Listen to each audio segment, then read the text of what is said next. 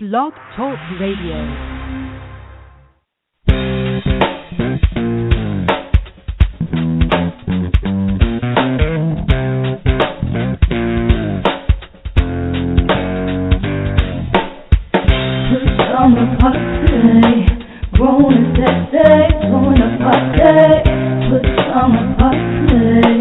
Party crew, keep it real for you. No clothes allowed. It's summer party. Grown and sexy, join the party. Put summer party. Party crew, keep it real for you. No clothes allowed.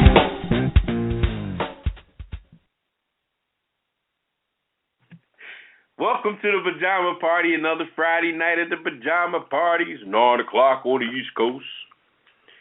And I am one of your hosts, Poppa DD. I'm here with Ketel. Hello. And Ketel's back in the house tonight. It's good to be back, Papa. I heard that. And we got Redwine, who, first of all, she was at the protests in Baltimore, and she's a little hoarse from yelling and carrying on. Talk to the people, Redwine. Bonsoir. Bonsoir. So she's we'll be doing most of the commentating tonight because she has a horse from yelling and screaming and just showing her true blackness. Keep on. Power to the people. I know that's right. You powered out. Wow. Vocal cord said, I'm powered out.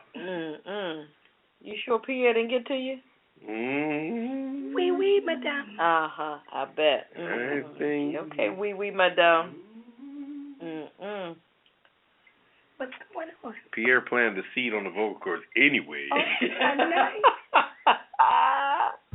Anyway. Red Wine said keep it moving. She said anyway. Okay. Excuse me. Ketel, what do we have going on tonight? All right. Hot topics. Boy, it's sizzling tonight. Everybody kind of know what's going on with us with Baltimore. Everybody, solidarity. D.C., Baltimore, Philly, a whole lot of cities. But our rundown tonight is we're going to step into the blackness part 2. So we're going to start our show with that. Has America changed since the 60s? The Freddie Gray results have been announced. Protests around the nation in solidarity with Baltimore. Is thug the new N-word? Hidden and quitted headlines. Celebrity death, unfortunately. Sentence reduced in Atlanta cheating scandal. Homeless person donates 18 cents. CNN anchor apologizes. Popeye's manager fired. What's popping with Poppa DD? Sports roundup. Our weird news, of course. Man turns in $1 million lottery ticket in flowers. Interesting. Denver area won't let kids eat cookies. Rhode Island woman finds turkey in her bathroom. I'm just saying with Redwine, if she's able to talk. If you don't know what you're talking about, then shut up. Living for the city will pop up, of course. Dinosaurs in the job market. Hollywood wrap up with me. As a Big Stu and Elton John. That should be interesting. Celebrity birthday, cocktails of the week, kiss the list, and of course the last word. And in the background you do hear Benny King, but we'll tell you more about that. So as Papa says, sit back, relax. We're going to come back with our hot topic. All right.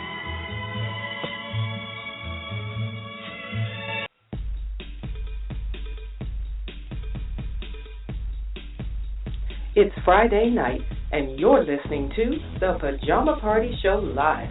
Tune in every Friday night at 9 p.m. Eastern, 8 p.m. Central, 7 p.m. Mountain, and 6 p.m. Pacific. We push it to the limit every week like only we can. We've got hot topics, hit it and quit it headlines, TV and movie reviews, commentaries, and the world's famous Kiss It list. And you don't want to be on the Kiss It list. So visit apajamaparty.com. Check out the cocktail of the week. Get your glass and get your laugh on with the Pajama Party Crew, doing what we do right here with you. Get up on this and push it. Push it real good.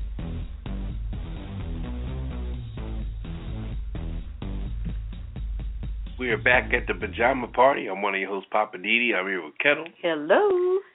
And voice under the weather, Redwine. Bonsoir. Bonsoir. She's usually like, bonsoir. She's usually carrying on. Well, her being silent a little bit is actually a good thing. Ketel, what you got going on? We got, on a serious note, talking about the thing that's going on in Baltimore. Baltimore has a young, flamboyant Baltimore State Attorney, Marilyn J. Mosby. She's off the chain, and she gave us a mouthful today. Unbelievable. Yes. Unbelievable. So far ahead of her time. Yeah, she said a lot in about, 10, 15 minutes? She has a very old, beautiful soul. Right. And she put it down.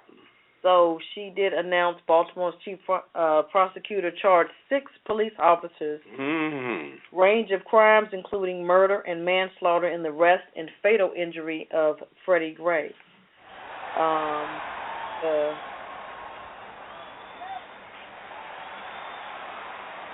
The state's attorney of Baltimore, like I said, her name is Marilyn J. Mosby.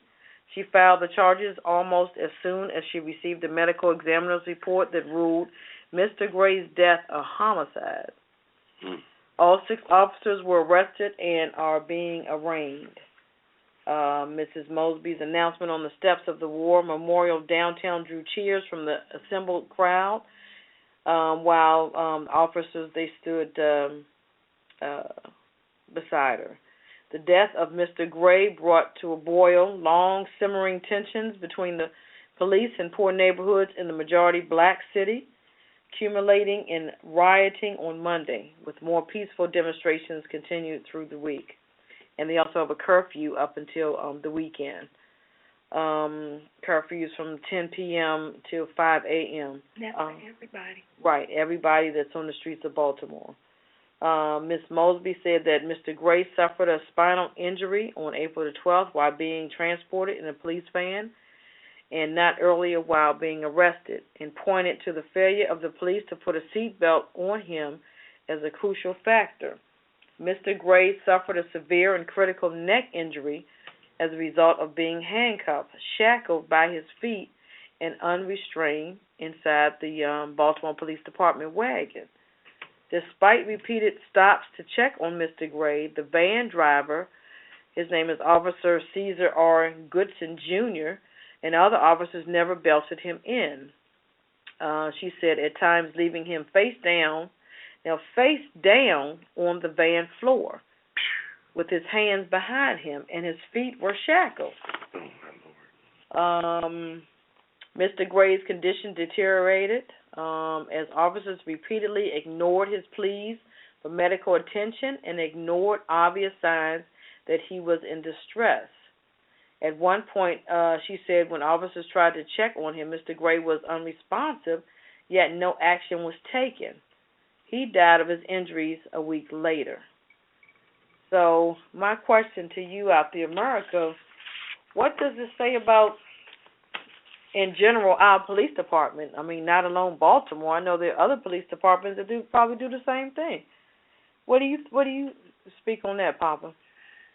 Well, first of all, like the prosecutor said, to strap the gentleman in the truck is one of the general orders. The general order is something that you keep up to date when you keep your books or your everything up to date per year. You got to take a test on general orders, and strapping a person in the back of a truck or back of a transport vehicle. We won't use the term paddy wagon. Oh, damn, I just did. Paddy wagon was a name that was generated back in the day because they claimed that most of the people in the police force in New York were Irish. So therefore, that's how the name paddy wagon, because chances are it was an Irish driver. So they gave the title to the Irish police officers of New York and called it a paddy wagon in reference to St. Paddy's Day or the whole Patrick thing. So to say paddy wagon is really a derogatory statement, being we're so politically correct these days.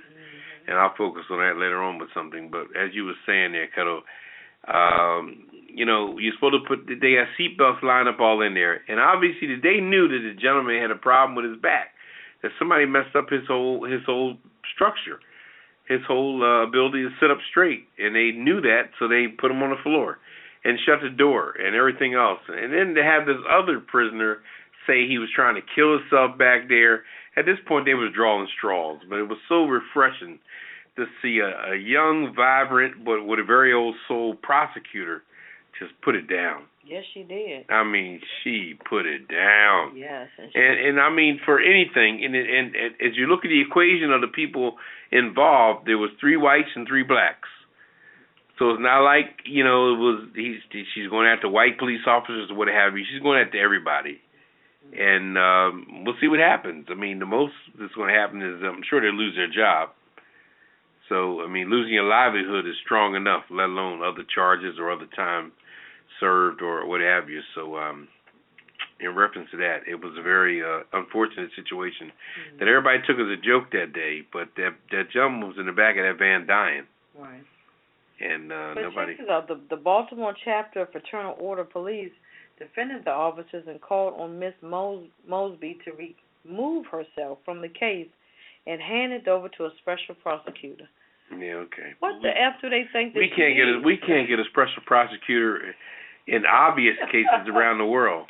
And now that we got one where they need to stop talking so frankly, because if they want to see Baltimore continue to burn, they're going to keep coming in with all this contradictory stuff. Let's let the prosecutor do her job. First of all, whoever's running the FPO, you're not up on charges, so you really should just keep your mouth shut and let the chips fall where they may. Amen. If you're going to help them out, help them after they get convicted. See whether or not you can get their sentence reduced or what have you. But for you to poke your nose in there right now, if I was part of the FOP, I wouldn't poke my nose in it right now. Let them people. They made their bed, now they're lying in it. Wow. So therefore. And they claim that it's a conflict of interest. Yeah, whatever. Yeah, conflict because there's a smart black woman. Would you rather have a idiot or someone of another race that's going to just play it off and say they were within their rights and. The police departments across the country have so much nepotism going on, like you see in that show Blue Bloods. That is a real depiction of how nepotism runs rampant in the police department. So really, I don't see how anybody has anything to say about a conflict of interest. Yeah, that's true. When you got across all of these different offices like the fire department, police department, the justice system and everything, you got husband and wife, brothers, sisters, cousins, all kind of people related Ray to one and another. them.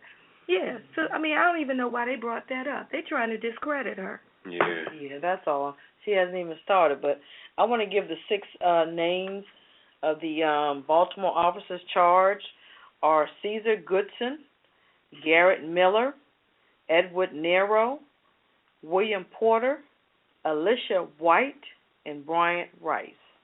Remember those 6 names because we're going to keep hearing that through this duration of this once they get to trial and everything.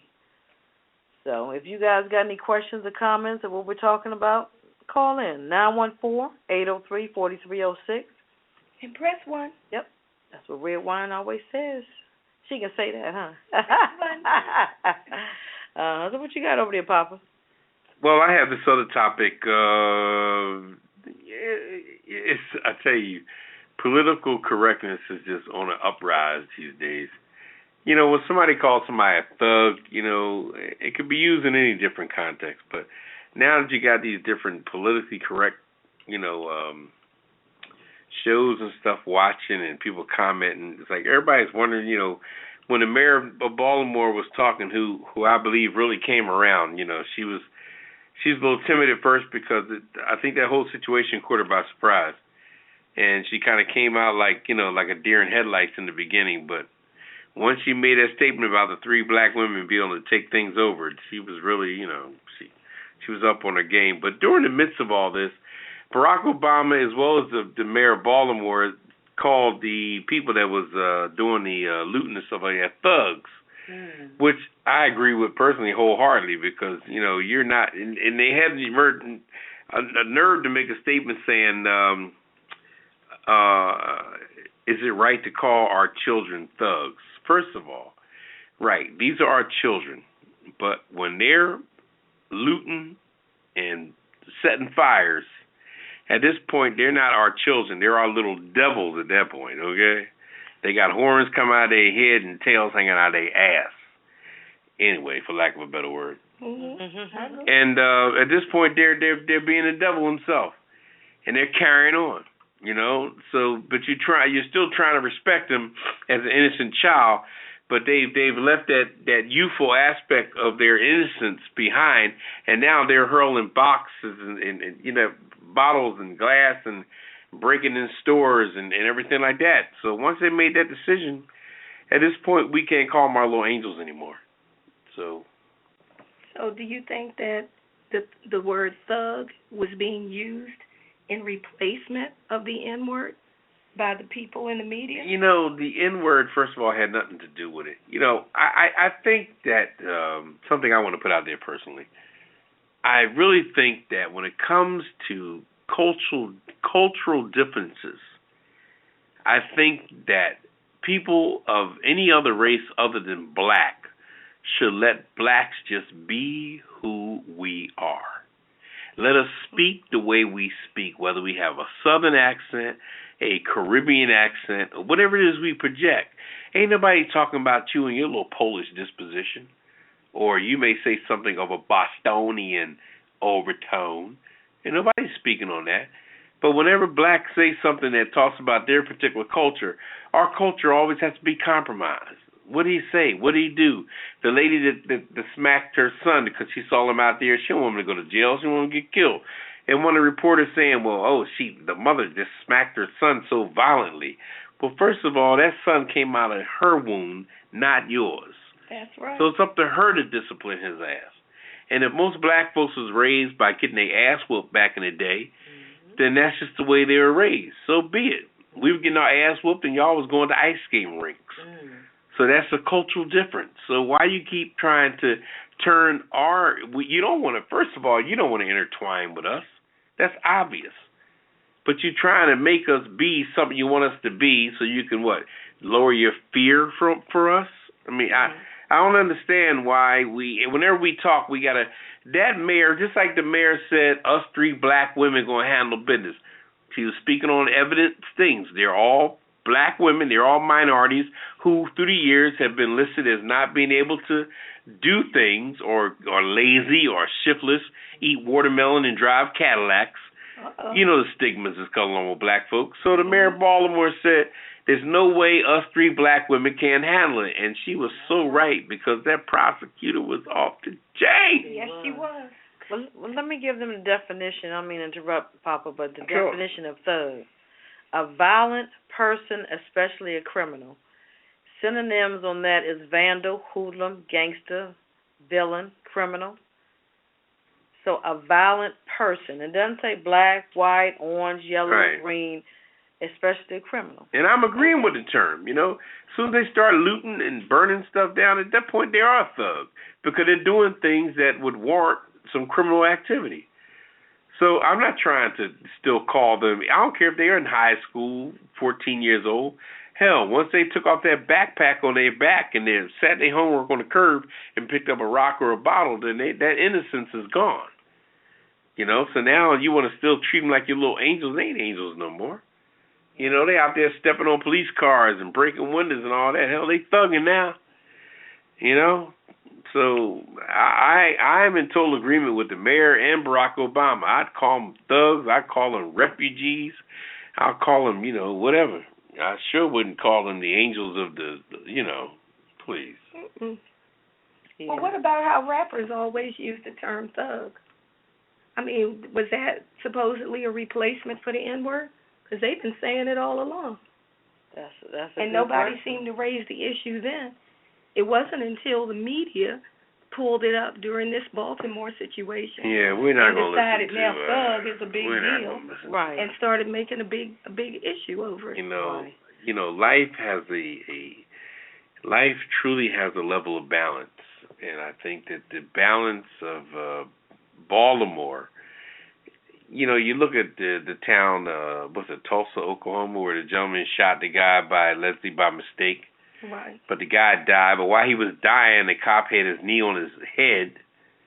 You know, the gentleman with the tattoo on his arm who had his knee on his head while he was saying, I can't breathe. He said, F your breath. You know, and then they allowed him to go to the Bahamas while he was waiting trial. Yeah. So we don't do that in Baltimore. 3 cities that you got to not mess with on the East Coast. Baltimore, Camden, New Jersey, and Newark, New Jersey. I advise you not to mess with those 3 cities. You don't want none of that. Them 3 cities are off the chain. Them people got passion that runs deep. I mean, deep, deep, deep, deep. Wow. And you know, and they mess with the wrong city. That city is their hood runs strong. It runs long, has history, it has all kind of stuff going on. Because see, Baltimore is a place that's been geared to, if you look at the transportation system, everybody gets off the train and gets off the light rail and gets off the buses from D.C. in Baltimore. But it doesn't mean they're going to Baltimore. They could be going to Adirondack County. They could be going to Baltimore County. They could be going to Ellicott City. They could be going to Glen Burnie. They could be going to, different areas in that area, you know. They could be going to White Marsh. They could be going to, different areas that represent Baltimore, but you have to get off the train in Baltimore to do things. So Baltimore reaps the benefits of the population based on transportation. So that generates revenue in the city. That's how Baltimore stays alive. Then you have the big hospital there. What is it, Johns Hopkins? Johns Hopkins is there. You know, you have the Baltimore Harbor, which is a very famous institution. And behind the Baltimore Harbor, you have Pier 6, where you have concerts. I think I went there one time to see Earth, Wind, and Fire. And, there's a mecca of things going on. They have the Horseshoe Casino now. Wow. They have the National Aquarium. There's a lot of. They even have a internal revenue right there at the harbor. There's a financial building, like a Wall Street type arrangement kind of thing, or a trade center, so to speak, right there in Baltimore. So there's a lot going on there that they were definitely protecting that area. They didn't want you to go over by the harbor or by Camden Yards or anything like that. These are money-making areas that generate Baltimore. But on the other side of town, you ride the Amtrak train between Washington and Baltimore. Take a look out that window, boy. You'll see houses with tooth decay. Right. It's crazy. I mean, it's just, and people took that as saying, well, that town got a bunch of war-torn houses. They don't take care of themselves. The heck with them. And the police was down there like it was their little playground. But as soon as you do something to violate people's civil rights, at this point, they step up and say, yo, look, I may be a hood rat, but I'm not to be disrespected. Right. And this is what happened with that. You try to disrespect them. You try to go in there and act like you're going to strong-arm them. And like I said again, Baltimore, Camden, New Jersey, and Newark, New Jersey. Word to the wise, do not mess with those 3 cities. I'll say it again, Baltimore, Camden, and Newark. Do not mess with those 3 cities. What you got, Redwine? Well, what do you think about how they had to play that baseball game with nobody in the stadium? That was the first. They said that was the first. They won the lawsuits. That was the first. Because they waited up until about, 6:30? They waited till 6:30 to cancel that game. The first game. Yeah. Because it was the second game where they played with no people. Yeah, like we got to play baseball. But that first game on the very night that the riot started, they waited up until 6:30 for a game that started at 7:05 to cancel. Yeah. People were upset because people were already en route. People come from around the general area to go to those games. So you can't tell people at 6:25 or 6:30 that the 7:05 game is canceled. Right. Because we can't handle what's going on in the city. Somebody lost. Yeah, but then sometimes you have to make your own decisions. I mean, why would I try to go into something that's, revved up? I wouldn't want to go. Why did they wait so long? Right, that's true. Because they're thinking about the bottom line, the financial aspect of it. Right. You know what I mean? The people that sell the concessions and everybody like that. Everybody making that dollar. The bottom line is they still canceled the game. Right. Well, and they saw what was about to happen. So to me, they would have been better served if they had just at least by 5 o'clock said, look, we're going to cancel this game and we'll reschedule it. And then people could have at least made plans But to wait until a half hour before the game time, I don't know what they thought was going to improve within 30 minutes. Well, because they were were looking at the money. They looking. It's but hard. I'm saying it was all about security, and I'm saying if you think a riot is about to pop off, do you really think that the cops were going to get it under control in 30 minutes? No. That made no sense. Right. They saw what was brewing. It's like you watch a pot boil. When you see those bubbles starting to pop, you know what's going to happen. Right. So eventually you got to make a decision. Do I turn the fire down, or do I take some water out of the pot, or I let it overboil? Right. But you don't just stand there and watch it. In your case, red wine, it overboils. But anyway. You know what? But I'm getting my voice back. I want to get some guys on some information on the word thug and where it originates from. The word originates in India as a word for roughly that, whatever that definition is. And because the British ran India for a good long time, the word jumped the rails from Indian languages to English. Right. And that's the reason that America has used it for such a long time. Another case of the round table. When something reaches the other end of the table, it's always different. By the time other people jump on it and give it their interpretation. You know, and it didn't, like you said, with the whole slave trade in the world, everybody wanted to throw some type of stigma on black folks. Well, it's just like the N-word. I think, well, they're saying that they believe that they're using the word thug as the replacement for the N-word. Only them are the ones that believe that. I think those two words are on two different sides of the fence. I agree. It is. That's what I said. Black people don't see it that way. Right. No. And it kind of made me angry when black people started repeating that same ignorance that the white media was saying. There you go. I'm like, y'all need to stop that foolishness and just tell them, look, we don't see that word that way. Right. If y'all want to call it that, that's on you, but that's not coming from us. In true black lingo, my thug is not my nigga. All right. Okay. I'm going to raise my glass up on that one, Papa. My thug is not my nigga, not at all. On that note, they're two different people. You guys got any questions or comments on what we're talking about? Dial us tonight at 914-803-4306. And press 1. All right. We're going to take a little CC break, but I want to tell you about what's coming up in June. Our first annual birthday celebration for A Pajama Party, our online radio show here, what you're listening to tonight, is going to be Saturday, June the 20th, from 9 p.m. to 1 a.m., or maybe till they throw us out, I guess. It's going to be at the White Mansion, Washington, D.C., and we'll tell you more where to get tickets at. But that's Saturday, June the 20th, so you guys got to lock that in from 9 p.m. to 1 a.m. So give us a call, 914-803-4306. And press 1. And we'll be right back. Does your gray hair make you look much older than you really are? Do Boy Scouts try to help you cross the street? Don't waste your time with messy hair colors that won't last. Wigs will just make your hair sweat. What you need is a permanent solution. You need Gray Be Gone. Gray Be Gone burns your gray hairs right down to the root.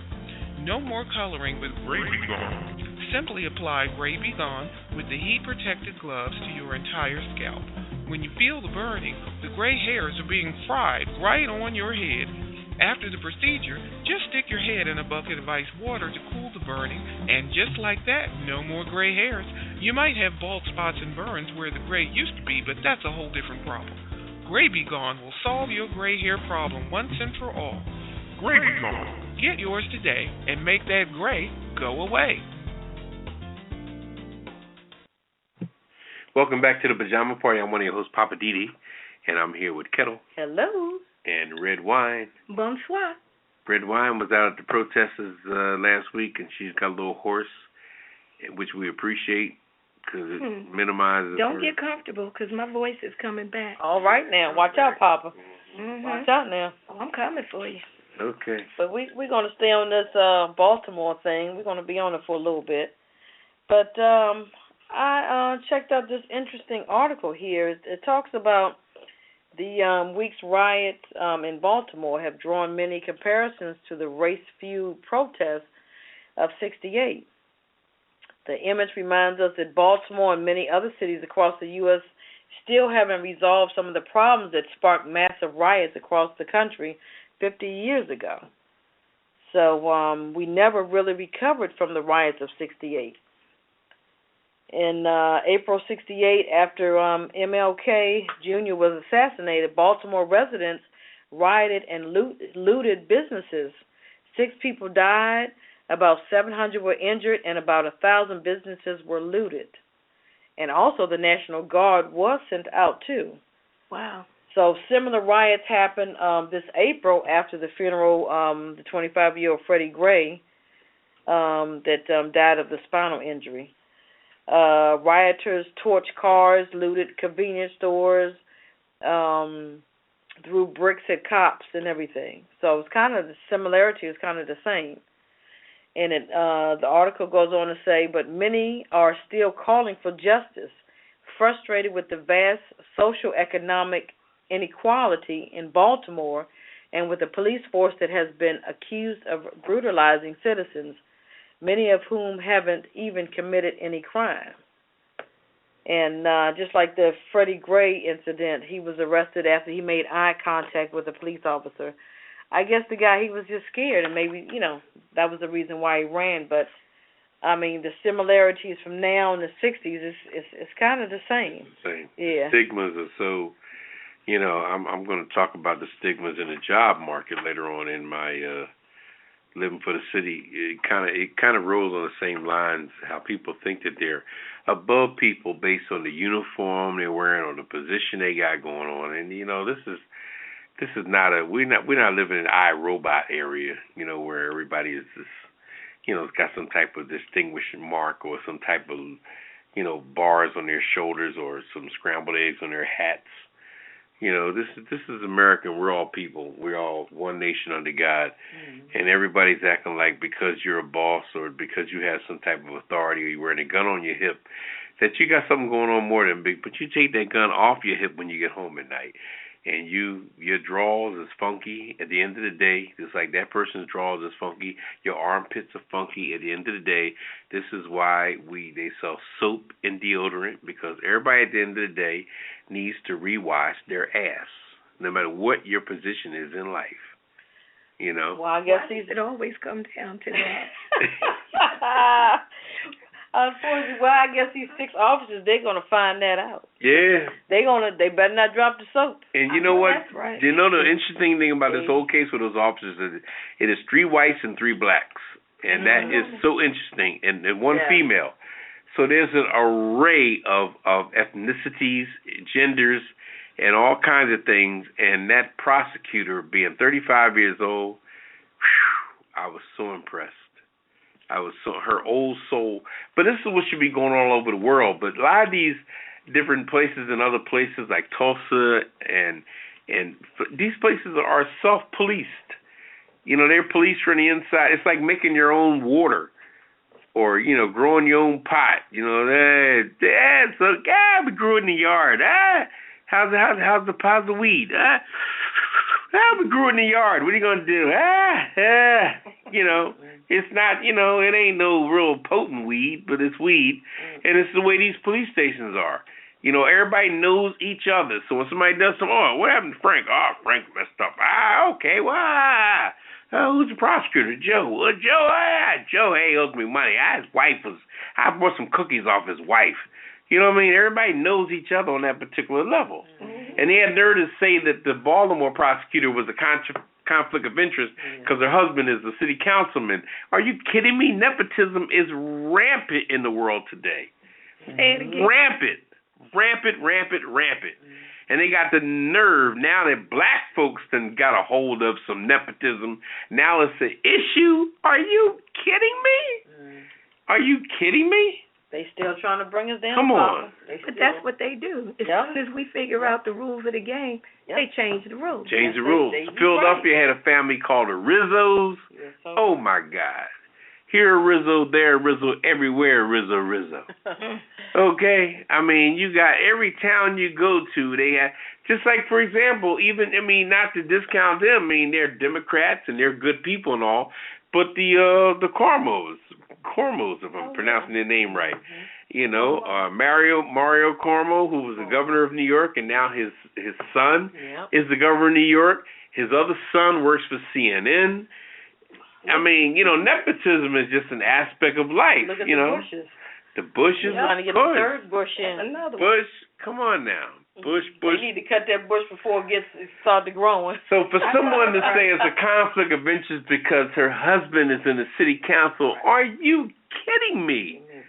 Man, nepotism has been, this is why the paddy wagon was called the paddy wagon, because there was so many Irish people on the force that it was obviously an Irish driver of the wagon, so they called it the paddy wagon in reference to his Irish heritage with St. Patty's Day. So that's where the word paddy wagon came from. Wow. So nepotism, oh, please, are you kidding me? What else you got over there, Papa? I need more ice for my drink. Is what I know need. that's right. Bartender.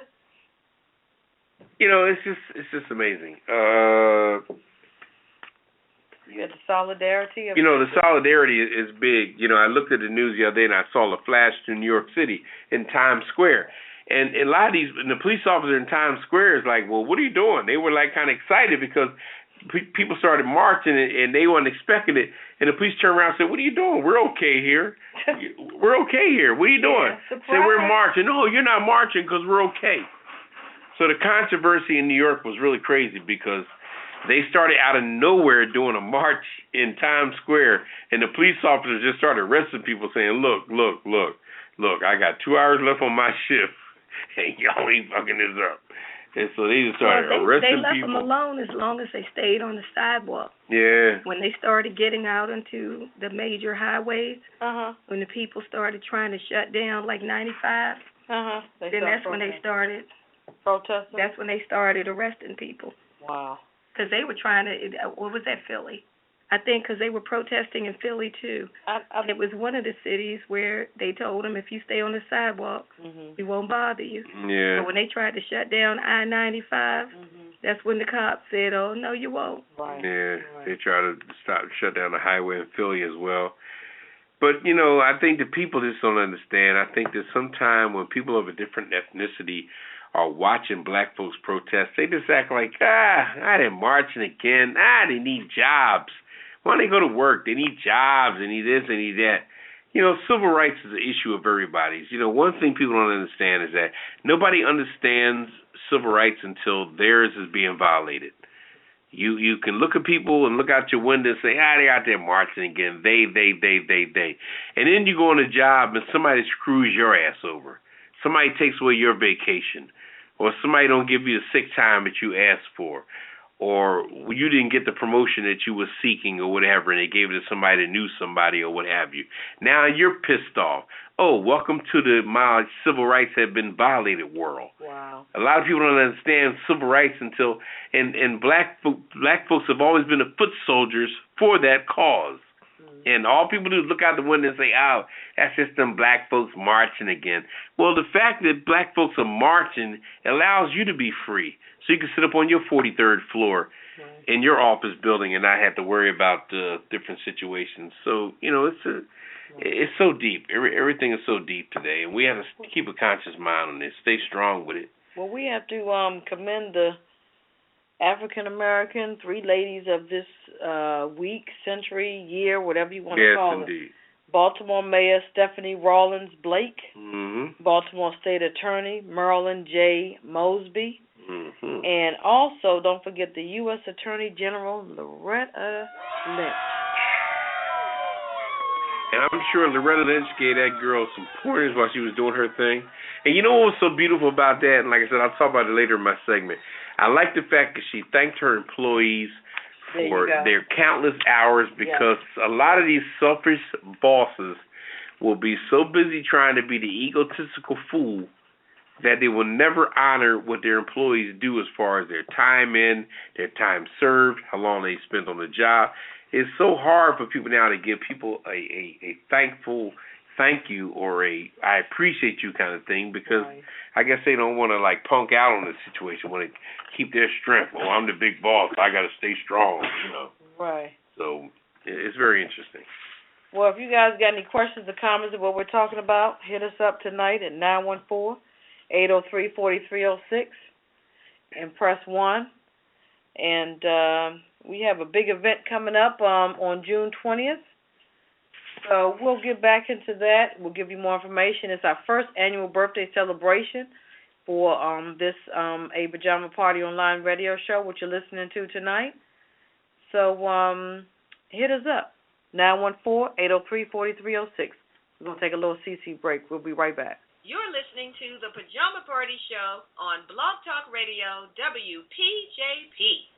Call us on 914-803-4306.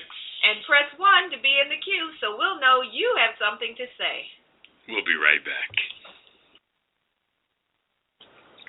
This is Ketel with the Yellow Top. Join me every Friday for my segment called Ketel's Corner, where I'll be talking about any and everything from Hollywood to far Rockaway, New York, and everything in between. I'll take one of this week's headlines that caught my eye and give it Ketel's point of view. So join me. That's Ketel with the Yellow Top every Friday night on the Pajama Party. New headlines are coming in now, so I got to go check them out. And I'll see you in Ketel's Corner.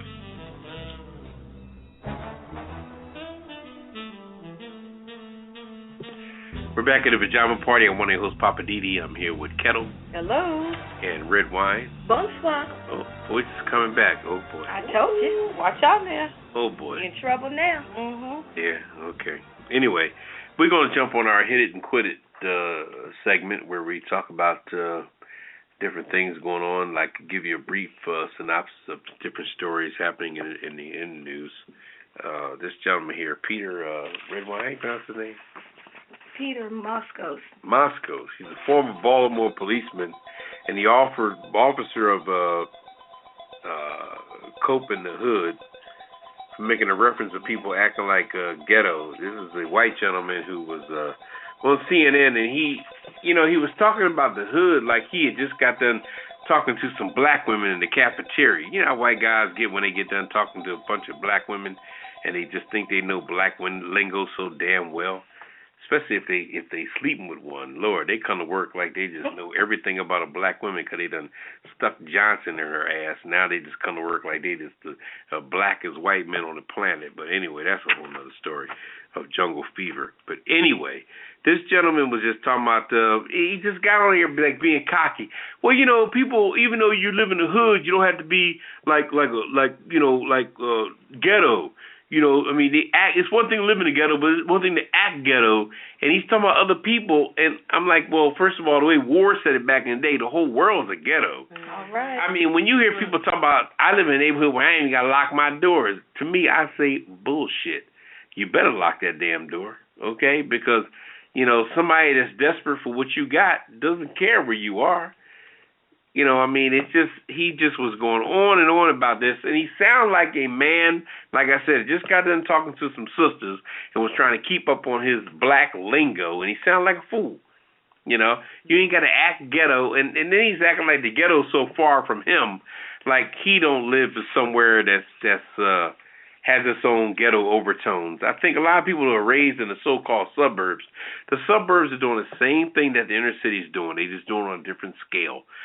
Black folks are running around crazy in the neighborhood, acting all wild. But, white folks is in the suburbs cooking meth in the garage. Black kids is having babies at 15 years old in the hood, but little well-to-do white kids is having abortions at 15 years old. So it's a balancing act. God's not going to let anybody get away with too much. He's the great determiner. He is the common denominator, so to speak, on a mathematical term. So everybody that's doing something, there's always some kind of balance in another region. Just like, for example, the gentleman that plays for I believe his name is Ward, if I'm getting it right. There's a black gentleman that plays for the Washington Capitals. This man was a hero of the game the other night against the Rangers. A black hockey player. I didn't hear about it. Yeah, you won't hear about it because everybody's still, off the chain with it. But he plays for Washington Capitals. He's a black hockey player. I believe his name, we can look it up, but I remember seeing the name of Ward, if I'm not mistaken. He's a black, dark-skinned, real black man, not a, what do you call it? He's not a non-threatening. He's not a non-threatening Negro. He's a real Negro. And this man plays great golf, and he plays for the Washington Capitals, who was in the playoffs now, playing the New York Rangers, and he scored the winning goal at 1 second left in the third quarter, which is the final quarter of the hockey game, and he won the game. And as he skated off, saying that he's a hero of the game, I looked and said, well, damn, he's black. I'll be damned.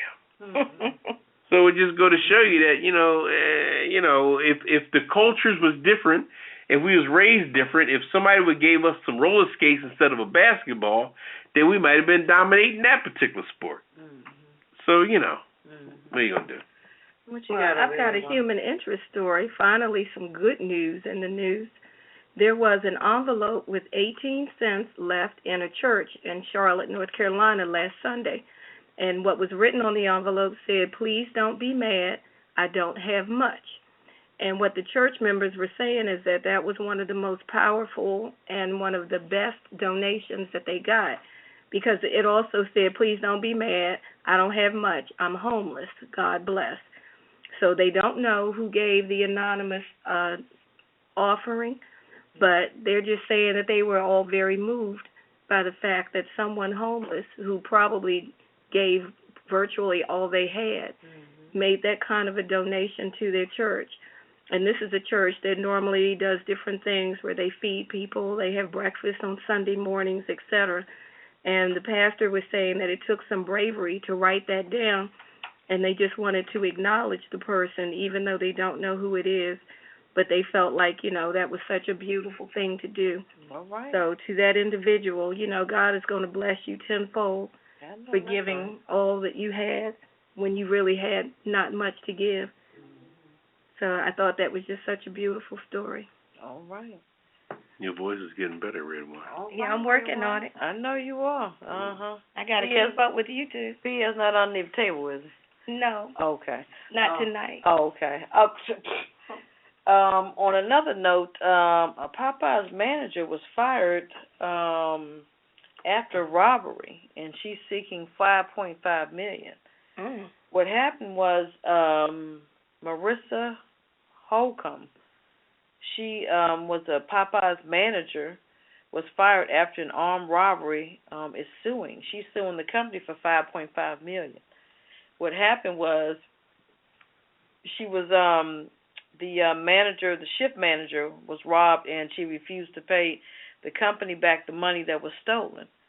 There was $400 stolen. Now this person is holding her at gunpoint, and you want me to pay back the $400 that the gentleman stole out of the register? But what the company is saying, Popeyes is saying, is that you usually kept more money than supposed to be in the register. So they claimed she had too much money in the register. So now you have to pay the $400 back. But in return, she is suing them for $5.5. So who do you think is going to win that case? No. That should be interesting. The company policy is that you're not supposed to keep a certain amount of money in the register. Right. Unless they can show me where they have written in the policy. That's true. If you keep more than that amount and we get robbed, you have to pay that money back. Right. If that's not a written policy, then Popeyes could kiss my grits. I know that's right. Or dirty rice. Or that. Kiss my red beans and my rice. I know that's right. But they said she was offered a job back and $2,000 in back pay. So they think that's going to calm her down? I guess so. So I think if she accepts that, then that's saying that, okay, I'm going to go along with it. If she doesn't, my thing is I will continue the lawsuit. I will continue to go with it. Yeah. Yep. What a bunch of crap. Yeah, I agree. But you guys remember the Atlanta cheating scandal? Oh, where all those teachers got busted? Right. This says that the sentence is reduced for 3 in Atlanta cheating scandal. 3 former Atlanta public school administrators who received the harshest sentences earlier this month are being convicted of conspiring to cheat on standardized tests were resentenced Thursday to terms that would allow them to serve only 3 years in prison. Oh, wow. I guess the longest time was probably It was like 7, I think. Seven or years? 10, yeah. Right. And it says Pitts additionally will serve another 3-year term to run concurrently because he also was convicted on another charge, influencing a witness or something. Wow.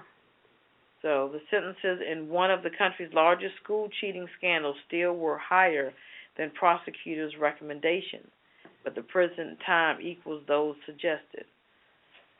So that's interesting. I guess the judge, he said, I'm going to back up. So the judge basically was saying that he was feeling bad he wanted about something to his live original with. decision. He was over the top, but he felt, and he wanted to break it down. Right. I guess he wanted to be able to sleep at night. I suppose. Yeah, that's interesting. I would have kept it at 7 because they were changing those answers like a maniac. They knew what they were doing. I know that's right. They knew it. And plus on those computer-generated tests where you put the little pencil in like that, right. It knows when you erase. And if you erase 15, 20 times, yeah, that's a lot. That was just ludicrous. That's a lot. That's a signal going to the main hub, and they shot themselves in the foot. They weren't that smart people at all. So. Well, what else you got over there, Redwine? This week, with all the situation going on in Baltimore, some of the anchors on CNN apparently have been suffering from foot-and-mouth disease. Okay. They have just been saying some crazy stuff. Earlier this week, Erin Burnett had to apologize for some crazy stuff she said. But I've got another story about another anchor on CNN, Brooke Baldwin. She made some crazy remarks about the veterans, basically blaming the United States veterans for the riots. I don't know how she came to that conclusion, but she was saying that a lot of these young people are coming back from the war and they don't know the communities and they're just ready to do battle. What? So, of course, the veterans took a lot of offense to that, and people were calling CNN demanding that she be fired for that. Wow. People were upset. People said that it was pathetic and sad and that she ought to go up to Walter Reed and spend a week with some of these so-called scary vets that she thinks are coming back ready to do war in their communities.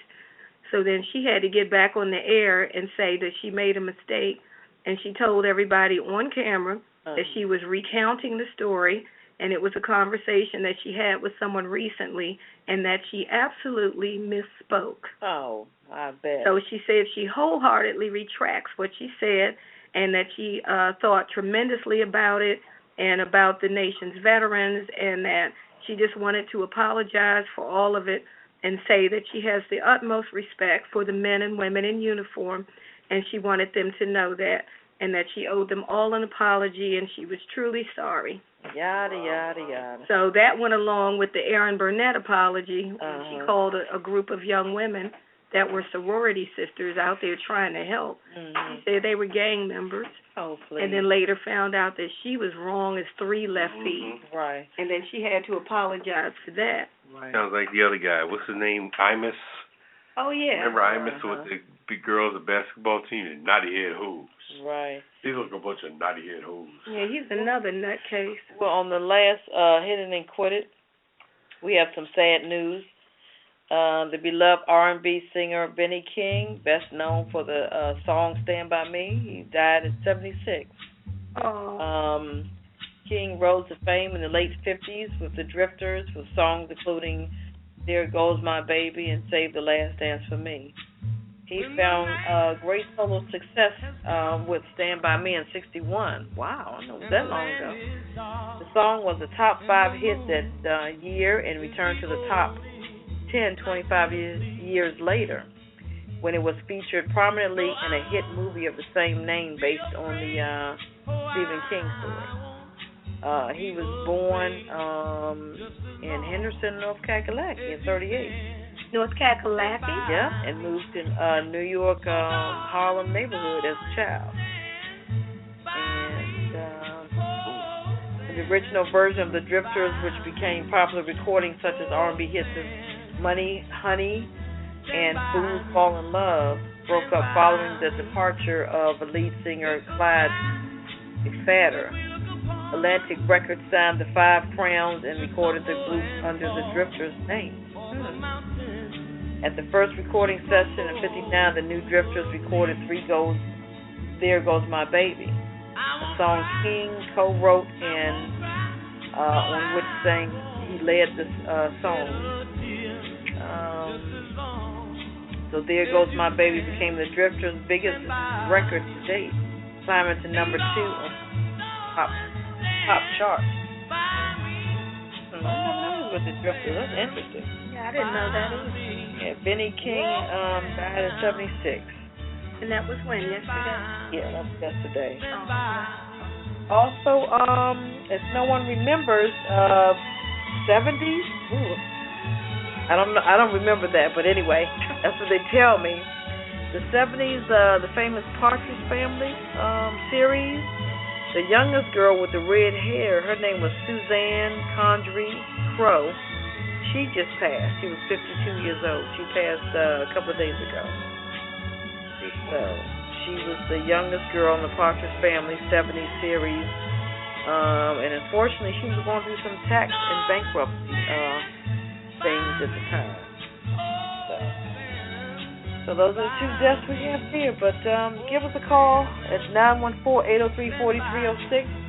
You guys got a question, comment, want to interject what we're talking about, ask us a question, want to know why Redwine is don't have no voice?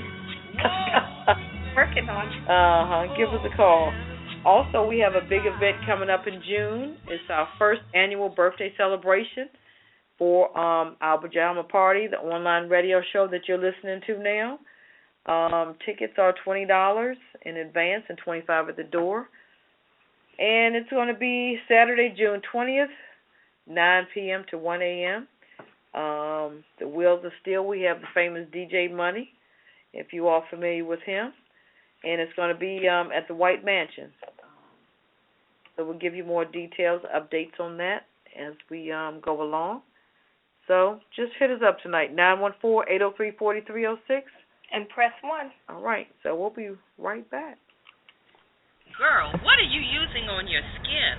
And your hair looks so thick and beautiful. I've got a secret. I know you're going to share it with your girl. Well, just between you and me, I found a new product that makes my skin glow and my hair fabulous, too. It's bull semen. No, Bull. Stop playing. For real. Bull semen gives me this glow and keeps my skin nice and soft and feeling good. Where in the world did you get bull semen? From a bull, of course, but only my distributor knows for sure. I can hook you up. Check it out. Bull semen is great for your hair, nails, skin, and everywhere else where it doesn't feel right.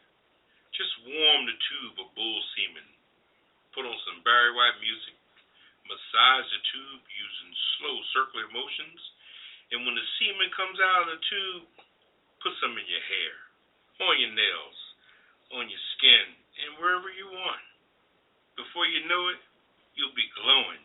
Your hair will be growing, and your friends will want to be knowing. I'm ordering my tube of bull semen today. Order 2. I'm almost out. Bull semen. Do not use internally, or pregnancy could occur. And we're not responsible for that. Order yours today. And that's no bull. Welcome back to the Pajama Party. I'm one of your hosts, Poppa DD. I'm here with Ketel. Hello. And Redwine. Bonsoir.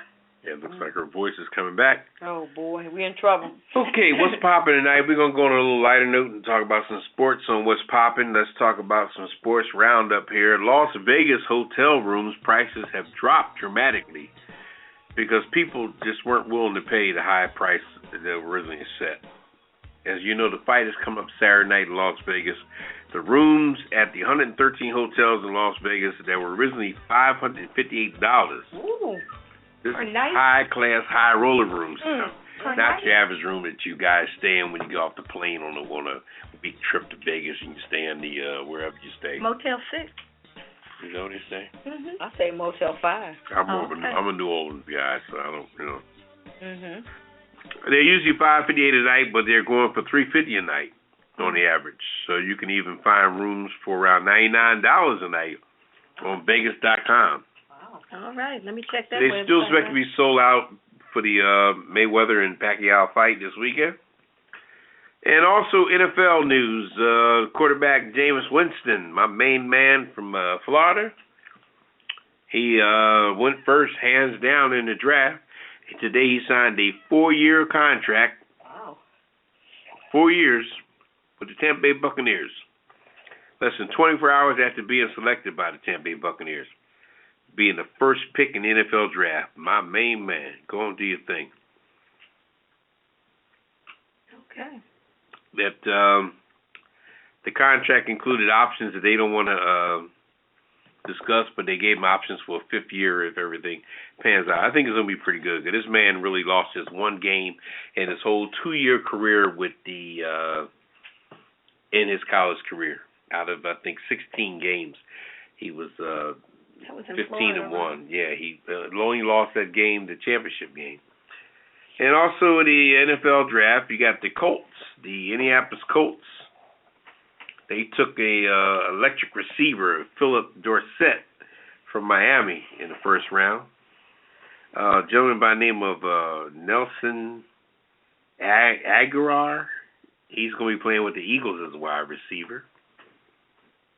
And a gentleman by the name of Donovan Parker. He'll play with the Miami Dolphins. He's the 4th pick. And it's just a host of people that went different places in the NFL draft, which is good. It was a big draft with different people from all different positions in college game, and hopefully it'll change. Hopefully these people will be starters next year, and they'll get things right and turn that whole football fiasco around. We also got Kareem Abdul-Jabbar. He recently returned to Ronald Reagan UCLA Medical Center on Wednesday, 2 weeks after the 68-year-old NBA legend and scoring leader had a quadruple coronary bypass surgery. This morning he had to go back to the hospital because he was experiencing some dizziness and he just wasn't feeling well, so they took him back in there for observation, so he's resting comfortably. And finally, tomorrow we have the Kentucky Derby. So all the ladies will be having on their fabulous hats and their $100 bills in their pockets. And I was listening to Michael Strahan on the, what was that show? Mike and Kelly. Michael said he has some friends that are going to the Kentucky Derby and the fight in Vegas the same day. Wow. He said a couple of my rich friends are like getting a flight early in the morning. They're going to check out the Kentucky Derby, and then they're going to fly to Vegas that night like it's nothing. They got money and they got it like that. Don't hate. Because if you had money, you'd be doing the same thing. Because it ain't nothing to go to Kentucky for a few hours and then fly to Vegas. What's the big deal? You could do that as a poor person, really. You budget your shit right. Okay. So I'm just saying. That doesn't. I mean, he was talking about like it was like a millionaire move or a rich person move, but hell, I can call Southwest Airlines and get me a 6 o'clock flight out of D.C. to Kentucky, check out the Derby, chill out, hang around some of the white women with them white hats, some of the nice hats with on. The fascinators? Yes, of course. After the race, I can call Southwest Airlines and say, look, I want to go to Vegas. And, I got my fascinator to wear, and I got an outfit, but I don't have a ticket. I'm just saying, going to the Kentucky Derby as well as going to the fight is not a big deal. Mm-hmm. You know what I mean? But I don't have a ticket for the Derby, but I got my fascinator in my outfit. Okay. That's Redwine. Obviously, her voice is coming back, which is a hindrance. I'm going to put on my fascinator hat and my outfit and watch it on TV. Ketel, you hear this here? Get a bottle of red wine. Not in that. When she was silent, the world was good. I'm just getting back. But that day is over. But the NFL draft will continue tomorrow, as well as today. Tomorrow, the commissioner won't be there giving out the particular positions, but tomorrow, Sunday, as well as the Kentucky Derby on Saturday, the fight going on. So this weekend is packed with all kinds of sports. Not to mention, if you check the local listings, you'll find the NBA playoffs as well as the hockey playoffs. So there's sports all over the place, just to lighten up things. We've been talking about Baltimore most of the day. Just want to let you know whatever you're into sports-wise. The NFL's not in yet, but there's a lot going on this weekend. I have a sports question. I thought that the sports were seasonal. It seems like now they all just kind of run together. Yeah, all kind of sports, different seasons. No, they are, but these are different. I'm saying, I thought it used to be like one season of sports ended and then the next one started. Right. But it seems like right now we got hockey, basketball, baseball, all going on at the same time. Well, because Was it always like that? They start at the same time. Basketball and hockey, they start at the same time, so they end at the same time. And when they're over, that's when your football comes in. Right.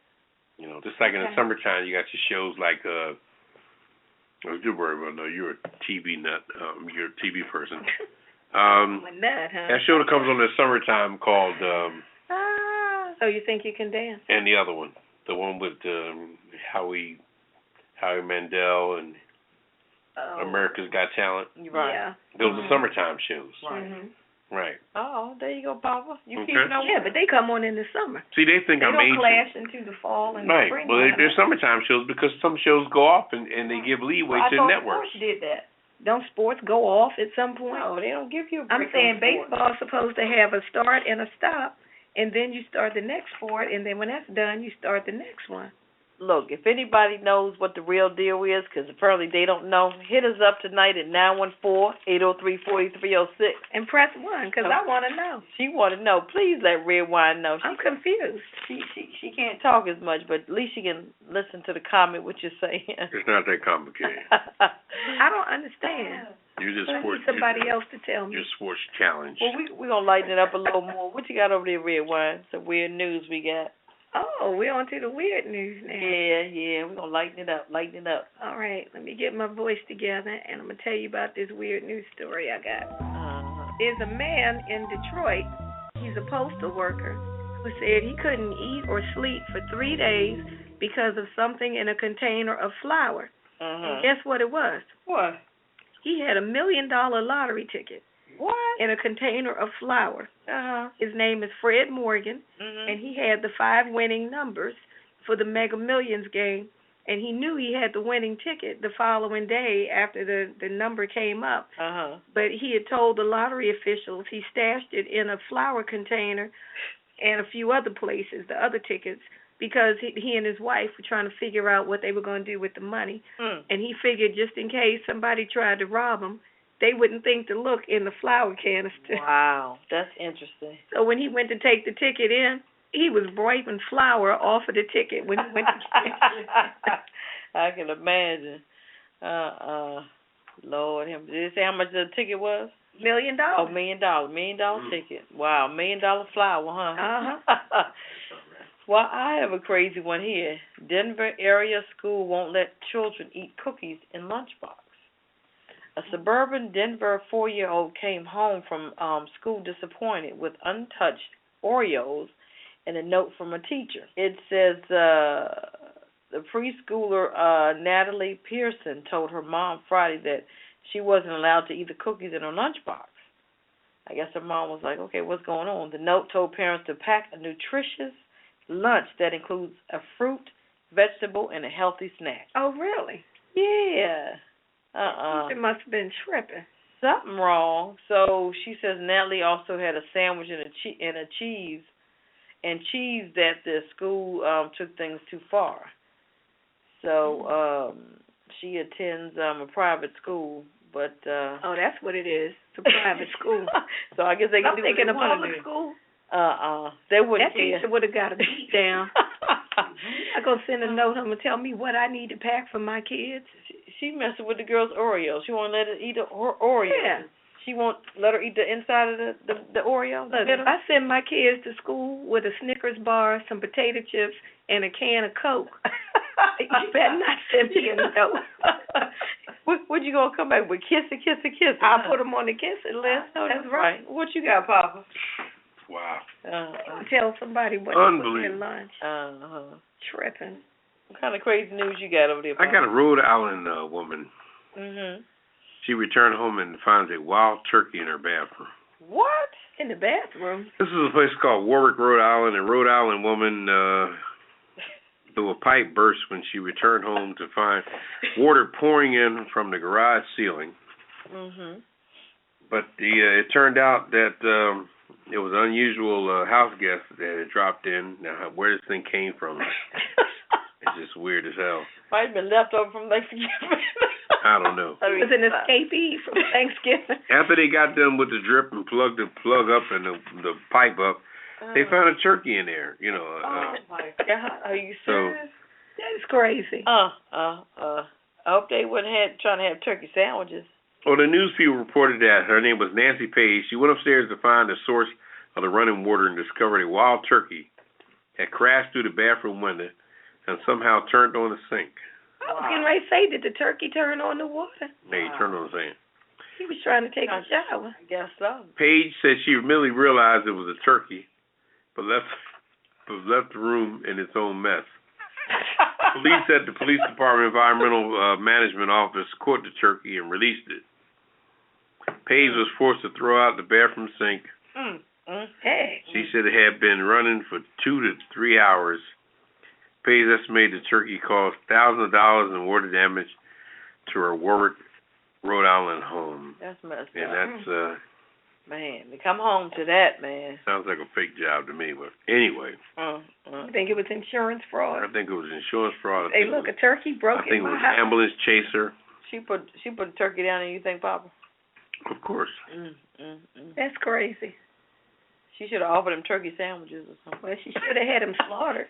Oh, Lord. I'm just saying. You're saying? Need to slaughter that bird. You guys got any questions or comments that we'll be talking about? Please hit us up tonight, 914-803-4306. And press 1. And also, we have an announcement. We're having our first annual birthday celebration. Pajama Party online radio show that you're listening to tonight. And the date is Saturday, June the 20th, 9 p.m. to 1. It's going to be at the White Mansion in D.C. Tickets are $20 in advance and $25 at the door, so tickets are going fast, so you guys might want to give us a call and get some tickets, or we're going to probably have it on Eventbrite as soon as possible. So we're going to keep it rolling. All right. So what you got going on, Redwine? I'm going to do my best, but I'm just saying, if you don't understand the subject matter, then don't speak on it. I've seen too many news correspondents this week trying to cover various angles of the unrest in Baltimore, and some of them have done a really poor job, basically because they don't know what they're talking about. It's one thing to read a prepared script, but when you're talking to people on the street and doing impromptu interviews, you really need to know what you're talking about and be sensitive to the subject that's being discussed. Case in point, Erin Burnett on CNN. She has put her foot in her mouth too many times to count just this week. I listened to her make comments about whether thug was the same as calling someone the N-word and being confused by the response when the person she was talking to said, oh, just call them niggers. She was so flustered she didn't know what to do. And then she was talking about that mother in the yellow outfit that smacked her son upside the head when she caught him out there throwing rocks. She made some comment talking about the mother was displaying more violence. Obviously, she doesn't understand discipline in the black community. That woman had 6 children, and that young man was her only son. She did not want to lose her son to the streets, or worse, have him end up dead at the hands of the police. So she did what she had to do, reacting in the moment. But Erin Burnett does not get it, which is why I say if you don't understand the subject, just shut up. I'm just saying. I'm sure Erin Burnett is not the only one. We see this all the time. There are issues in the news that require a certain approach to the truth and the people involved and the community affected. People like Erin Burnett don't seem to understand that. How can you call a group of young black women a gang and then you find out, oh, they're not a gang. They are members of a highly respected sorority. So Ms. Burnett had to get on the air and apologize for that major mistake. Then you got an ex-policeman who wrote a book about policing the so-called hood, making a statement about different classes of people in the hood, and he called one class the ghetto class. Now, this white ex-policeman went on to explain that people who live in the ghetto don't have to be ghetto just because they live there. First of all, who is he to classify a group of people as ghetto class? And when did ghetto class become a class? I'm so offended by that man's statements. And then he started to backpedal and try to clean up his comments, but of course that didn't even work. He stuck his foot so deep down in his mouth he was choking on it. And then when he started talking again about different topics and stuff, again, that he knew nothing about. This is the problem. These type of people end up on national television saying all kinds of incorrect and disrespectful things, and to those of us who know better, we don't have that kind of platform. So we don't get the opportunity, in most cases, to get on there and straighten it out. This is why people take to social media and unload on these people with both barrels, and I applaud all of them. Some of those tweets and things that went flying over Aaron Burnett's continual whack comments, I don't blame these people at all. Some of them may have been a little over the top, but people are angry and they're frustrated. And just because we don't have a microphone to sit in front of to say, hey, you were wrong about this, you shouldn't have said that, people get on social media and go for it. So I say to them, keep going for it. Keep these people in check. People are tired of being marginalized, categorized, ignored, and played for fools. You've heard the rally cries throughout the week. No justice, no peace, and we mean it. So in closing, I say to the news media, if you don't know what you're talking about, do us all a favor and just shut up. This is Redwine, and I'm barely just saying. I heard that. You know what I'm saying? They get on there talking all that crazy stuff. You don't know what you're talking about? Shut up. I know that's right. Shut up. Well, give us a call, 914-803-4306. Press 1, like Redwine said. Press 1. We're going to take a little CC break, and we're going to come right back. We got to recuperate. How you doing? I'm Poppa DD, one of the hosts of the Pajama Party. And I'm here to introduce you to two of the segments I have on the Pajama Party. One is called What's Poppin' with Poppa DD, and the other one's called Living for the City. What's Popping is maybe a topic that really popped at me that week about something really going on that's serious. And on Living for the City, I'll talk about stuff that has to do with the inner city, the suburban life, and life as we know it as far as the hood is concerned and everything thereof. Because as Moore said, the whole world is a ghetto. So we'll talk about all that. So join me, Poppa DD, every Friday for my two segments of What's Poppin' and Living for the City.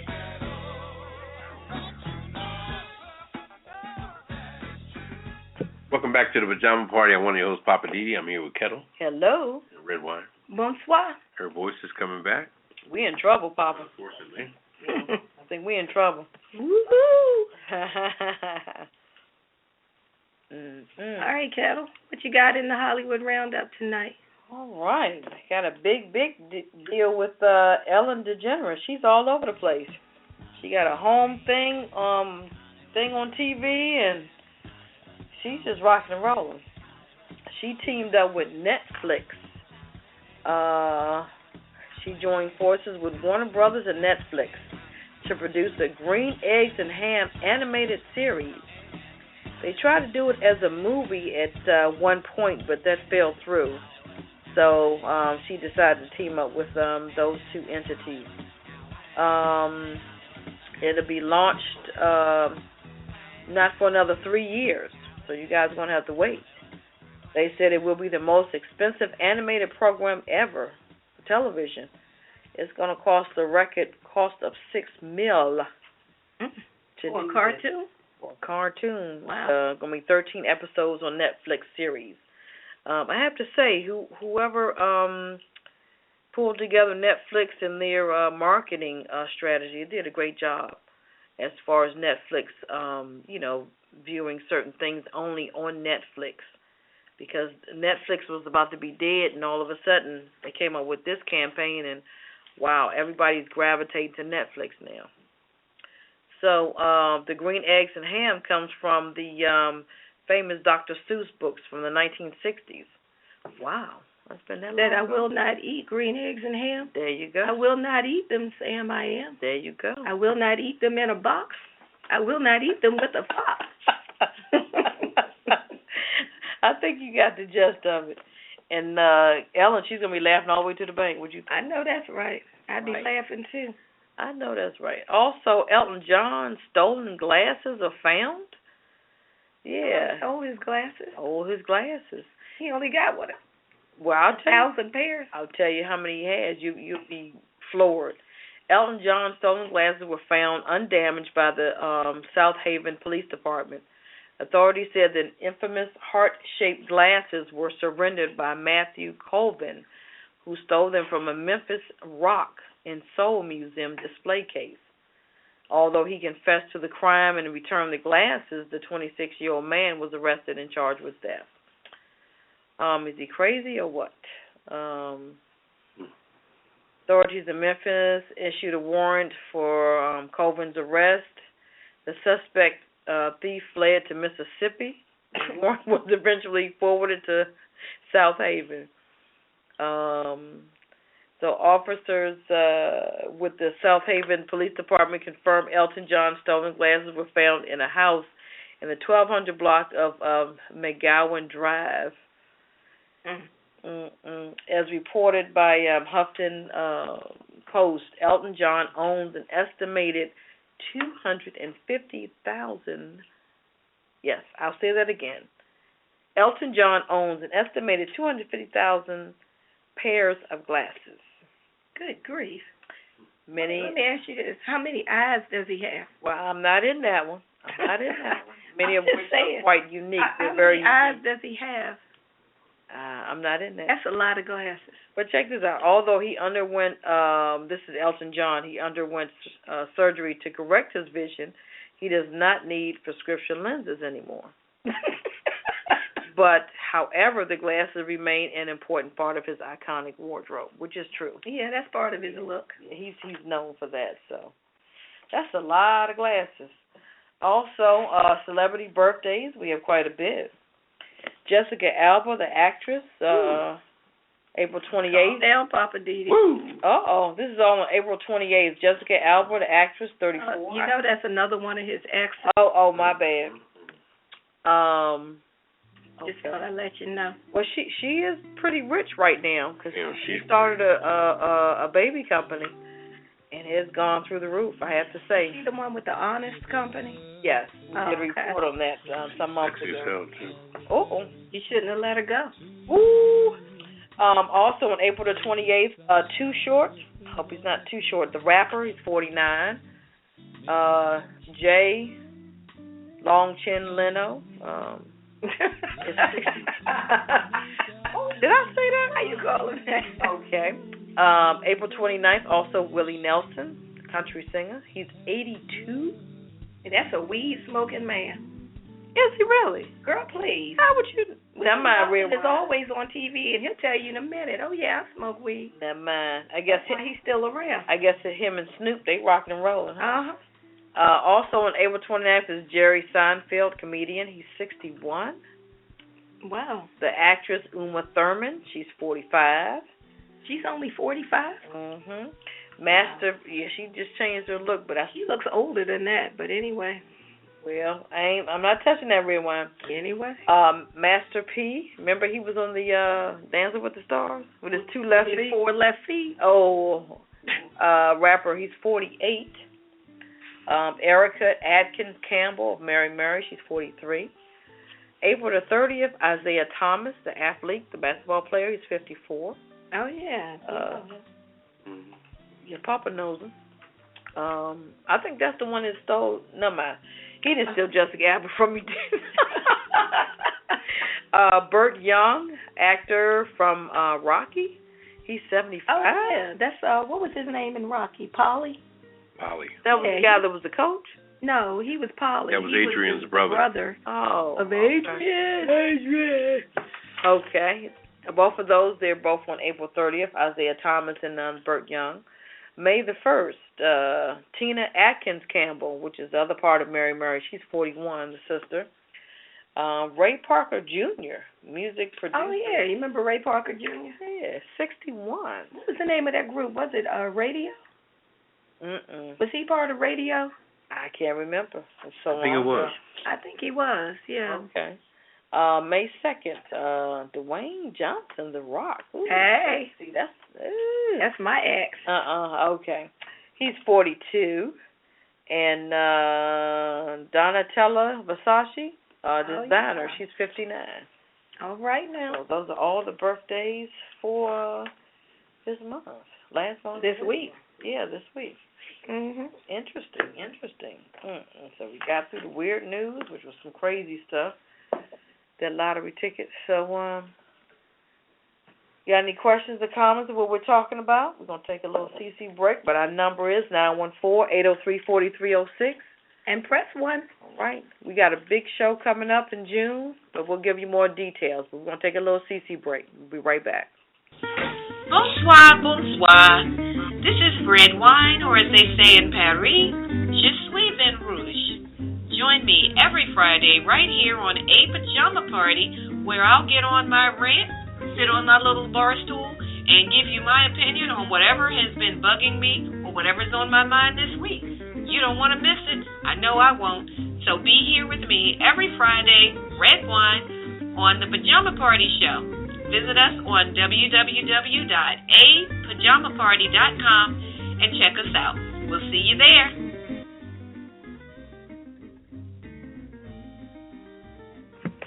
All right, welcome back to the Pajama Party. My name is Poppa DD. I'm here with Ketel. Hello. And Redwine. Bonsoir. All right, we're going to lighten up a little bit on my segment of Living for the City. Let's talk about the dinosaurs in the workplace. How about that? Now, don't take this personal.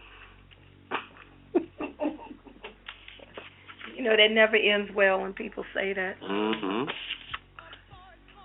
But don't feel bad sometime when your boss or something doesn't acknowledge you. Because in all actuality, if they've been around just as long as you have, both of y'all are dinosaurs. I mean, he's Dinosaur Rex and you're Dinosaur Trex. So you guys are walking around the job market where the job market is kind of being phased out. After a while, people that work 20, 30 years on the job, that won't be the case anymore. People will work and get what they can get and pay for what they have, and they'll just keep it moving. There won't be no stockade, nor to be any kind of, clutter or anything like that, because it's going to be a new day in the job market. You're going to see younger and younger people take over. But right now, let's just say you had a dinosaur boss. That means a person that's been around just as long as you. It's amazing how they really don't associate with you. And you think that you know them so well. They may be born the same year you was born, or born the same time. They're your peer. They have the same age group or what have you. You know, both of y'all are over 50, so to speak. But being the fact they got the boss role, they don't pay you no rabbit-ass mind. And it's really sad because they don't really add up to much anyway. So, some of the things that the dinosaur bosses do in the business is that they hang out and associate with other dinosaurs of their particular status. You ever see like a VP going out to lunch with a VP? It's kind of like they just do what they want to do. So the one thing we can do on the job to avoid the whole dinosaur syndrome, we have dinosaur bosses that are still trying to hang in there instead of letting young people take over the job for us. Just go to work like you usually do, live a regular life. Handle your business, keep in touch with your life, your family, be active with real life things, keep your family events going on and stuff like that. That way, on the job, you ain't got to worry about who you're trying to keep up or catch up with because you have a life of your own. Remember, you're always going to be sucked into lifeless people if you don't have a life of your own. So try to find somewhere where you can get things put back into perspective, get your hair done regularly, get things done properly, and just stay in the game, because age is nothing but a number.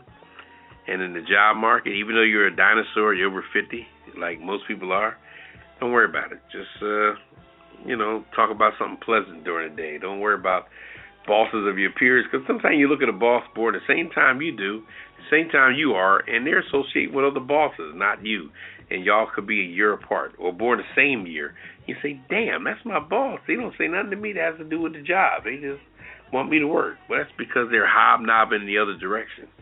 You're in the middle and they're looking up above, so don't feel bad about it. Just get over it. So my opinion to you in the job market, if you're over 50 years old in the job market, just be cool. Don't fuck with nobody.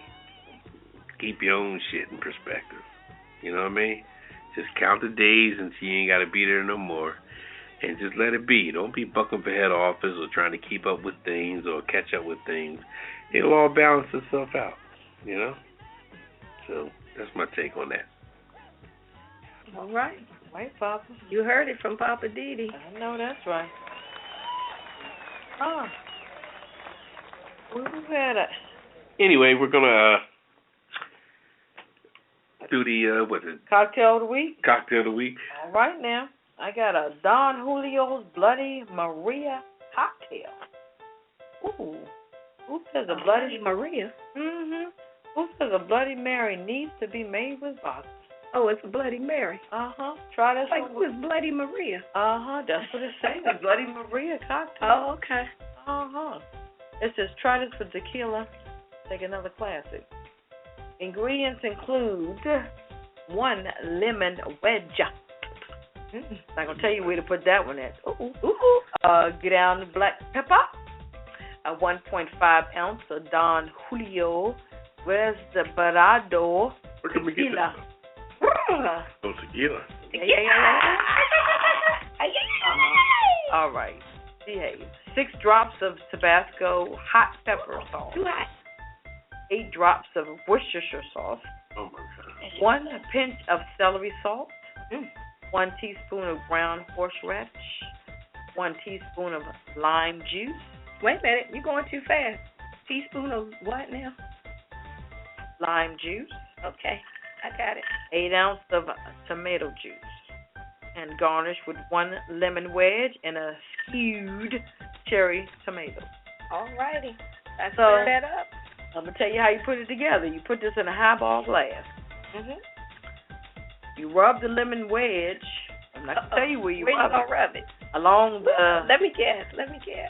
Along the rim of the highball glass.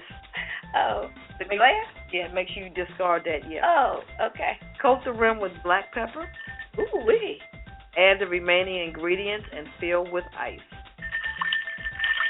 Stir and garnish with another lemon wedge and seared cherry tomato. Okay, let me get the tomatoes on. That looks really pretty. So that is a Don Julio Bloody Looks good. Maria cocktail. I think those ingredients. That ingredients was really on point on a real Bloody Mary because they just Tabasco and the salt and pepper and stuff like that. Worcestershire, yeah. If you guys missed what I was saying, just check it out on our website. All righty. That was right tasty. So, Hollywood wrap up. Get that already. Yeah. Papa, you better catch up now. Did we ever talk about the Robert Downey Jr. freaking out? Over there? No, I don't think we did. No. Well, Robert Downey Jr. He's taking over my segment. It's all good. Go ahead, Papa. No, I'm not taking over. I had to speak on this. What you got going on? Robert Downey Jr., right? At one time, he was in the drugs pretty bad. Now, he interviewed with somebody recently on the movie coming out, The Avengers. The Avengers. He's one of the superheroes in there. And somebody wanted to talk about his past drug use, and he freaked out. Wow. Like he never put coke in his nose at all. Anyway. Well, I will say, in his defense, God, here we go. Those interviews were set up as what they call a junket, where you are, the celebrity is in a hotel room, and you have all these different reporters and stuff lined up to come in and interview you about the movie. They are told the topic is the movie. Correct. They are also told to stay on topic. Yes. This particular reporter is known for doing this kind of stuff. He was on the list. He came in to get his 5-minute interview, asked like 1 or 2 questions about the movie, then started talking about Robert Downey's relationship with his father, and then brought up the whole drug thing. So Robert Downey just looked at him and said, what are we doing here? Mm-hmm. And when the guy was like, well, I'm asking you about, 2001 when you were doing drugs, and Robert got up and said, I'm not doing this. And he got up and walked out of the room. And this is 2015? And yeah. Going back 14 years ago? 14 years ago. I would have walked out too. Give me a freak. See, I'm on Robert's side on this one. Okay. I don't think that reporter should have gone there. When you've already been given instructions, right. This is what, with the movie, the topic is the movie. Right. Stay on topic. We got 5 minutes in there. Other people are lined up. Why would you go off topic? But see, that this particular reporter, I think I don't know what he is, British, Indian, or something. He has a reputation for doing that kind of stuff. So I'm not mad at Robert. What's your point of view, Papa? I think Robert Downey Jr. was a serious drug head at one time. He was in the gutter laying next to dumpsters and everything else. Right. The operative word being because somebody reminds you of your past that you have made on your own, okay? Nobody put that coke up your damn nose. You did it yourself. And just because you rebound with, Iron Man and all that stuff, now you walk around like you're holier than thou, that's bullshit. Probably. At one time, you was freaked out, crazy, in the bottom of the barrel, living out of dumpsters and stuff. Just because somebody would remind, what he should do is have an answer for that. When somebody said, what about your past drug use? Well, just make an alibi and leave it alone. But don't just get up and throw the mic off and say, I don't want to talk about that. Well, it was something you did in your life. And people are going to speak on your life. But your life is as a whole, not for the moment. So whatever you did in your past can be focused on in your future. I just think after 14 years, let's move on. No. Mm-mm. That's my past. So let's just move on. Not him. That man used to be zooted. Yeah, we all know that. And who's to say who he done ripped off, who he done pissed off, who he done stole from? Did he rip you off? Uh-oh.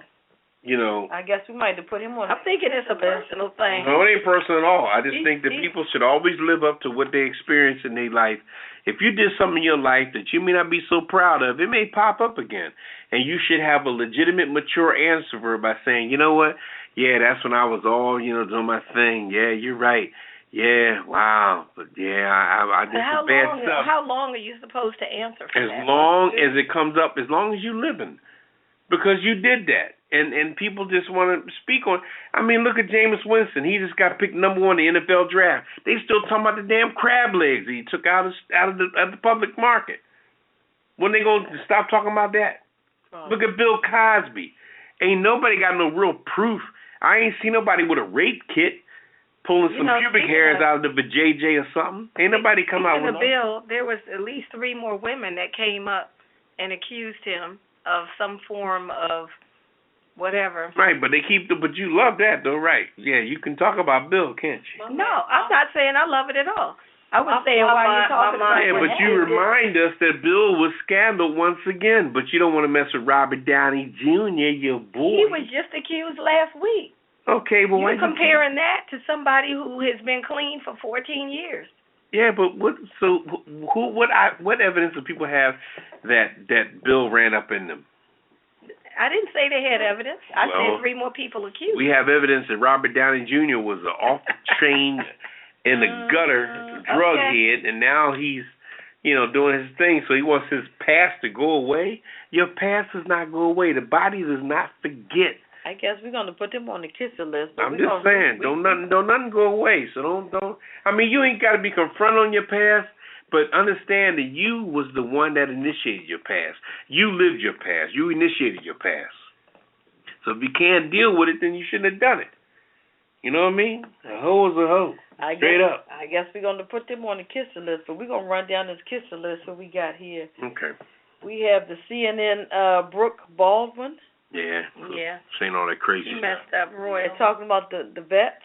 Yeah, she's the one that was saying that the vets were the ones starting the riot. And the lady hit her son violently. Yeah, no, that was Erin Burnett. Erin Burnett? Yeah. Is she on there? Erin Burnett, CNN news anchor, making ridiculous statements on air. Keep it going. Yeah. And also Peter Moskos. He's a former Baltimore policeman and author of some new book. Yeah. Hope in the Hood, for making a reference to people acting ghetto. Ghetto. Yeah, ghetto class. Mm-hmm. Simple. He's white as a dripping snow. He never lived in the urban district. That's what I'm saying. He got the authority on the ghetto, so to speak. He's on the top of the kiss it list. Also, Roger Cadell, he's on the permanent kiss it list. Oh, yeah. Mm-hmm. Robert Downey Jr. for walking out that walking out that meeting just because somebody said, "Well, how are you doing since your drug days?" Oh, and he rips the mic off saying, "I didn't want to talk about that. I didn't want to talk about that." Okay. And also the store with the red star, the permanent. Macy's. Yep. Is that what they call them? With a preview day on Thursday. It is. You got anybody else, Redwine?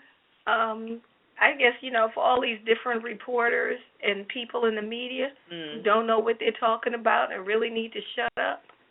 Geraldo, that's right. Yes. Geraldo Rivera. Yes. I know you're listening. You're on the kiss it list. The 6 cops that were taken down for...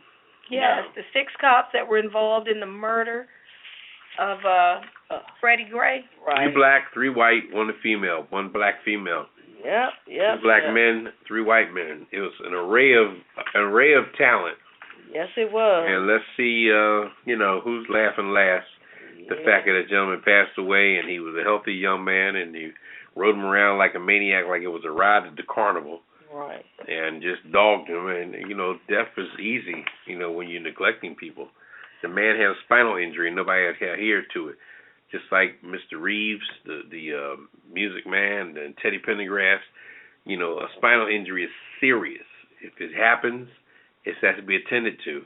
So you can at least get in the wheelchair and sit down. But they didn't adhere to it and things swelled. Whenever your body separates, your nerves don't know what to do. Your blood, your red and white blood cells don't know what to do. Everything is running crazy and wild. It doesn't know how to connect or reconnect. Your nerve endings are wide open. And he sat in the back of that coach and just went through his whole situation. The cops is just being mean and vicious. Put all the cops on the kiss it list and everybody else. There you go. Anybody else? You got Redwine on the kiss it list? No, I was going to put that judge in Atlanta, but since he did go back and lessen that sentence, I guess we'll let him go. Maybe give him a half kiss it. Yeah, you got to give those teachers too for changing those scores now. Yeah, that was right. Their name wasn't Tracy Hunter, the little 9-year-old girl that did the test. If she got it wrong, she got it wrong. I guess you're gonna have a bleeding heart for them too, like you had for Robert Downey Jr. Whatever, Poppa DD. I'm just saying, you guys got people that's doing crime, and y'all Robert Downey Jr. He's my hero. These are the last 6 we're gonna put it on the kiss it list. Is Caesar Goodson, Garrett Miller, Edward Nero, William Porter, Alicia White, and Bryant Rice. This is for you guys. Those are those 6 cops, right? 6 cops from Baltimore that were convicted. Okay. Were convicted of Mr. Freddie Gray and his unfortunate demise. We have this for you. Kiss my entire ass. Kiss my Irish ass. You better kiss my Irish ass. This world kiss my ass. Kiss my ass. You can just kiss my ass. Baby, you can just kiss my ass. Oh. You can kiss my country ass. I said if you got a problem with any of that, you can kiss my natural born redneck to the bone, ever loving country ass. That's right.